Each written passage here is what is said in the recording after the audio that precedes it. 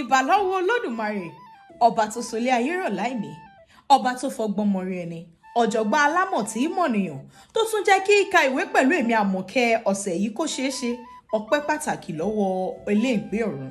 ẹ̀yin tèmi bẹ́ẹ̀ bá ṣe ń darapọ̀ mọ́ wa ẹ káàbọ̀ sínú ẹbí wa. ẹ̀yin tí a ti jọ ń ka ìwé yìí bọ̀ látẹ̀yìn ẹ wá nǹkan fìdílé àkókò tún ti dé tá a jọ ka ìtàn ìgbésí ayé mi Ṣẹ̀gilọ́lá ẹlẹ́yinjú ẹ̀gẹ́ ẹlẹ́gbẹ̀rún ọkọ̀ láyé ẹ mọ̀ ọba mi bọ̀. apá kẹrin òun la wà ojú ewé kẹwàá ẹ̀jẹ̀ á lọ.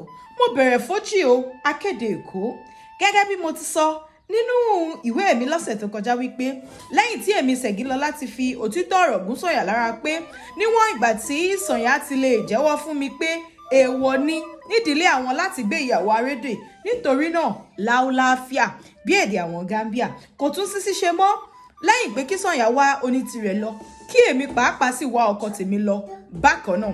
lóòótọ́ ìyá mi kò bá bàbá mi gbé ìyàwó arédè pọ̀ kí wọ́n tó bí àwa mẹ́fà lọ́mọ tó fi kún èmi nìkan ṣoṣo yìí ṣùgbọ́n arédè gbígbé ló wu èmi láti gbé nínú ayé mi.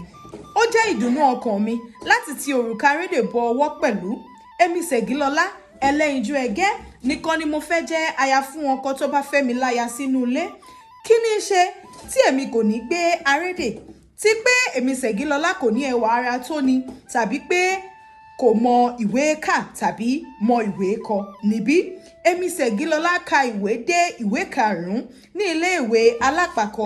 mo bá wọn ṣèké lọ sí ilé ẹ̀kọ́ àwọn ọmọbìnrin pẹ̀lú àbí ṣóun náà ni o.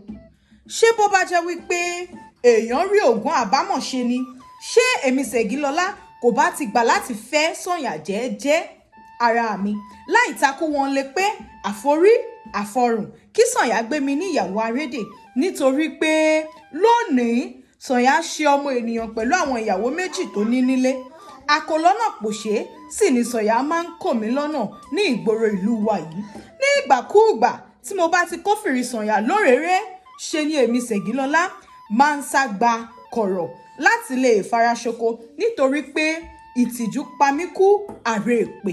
níbí láti dúró lọ́sẹ̀ yìí á mọ̀ tẹ̀síwájú lọ́sẹ̀ tó ń bọ̀ bí ìṣe wa.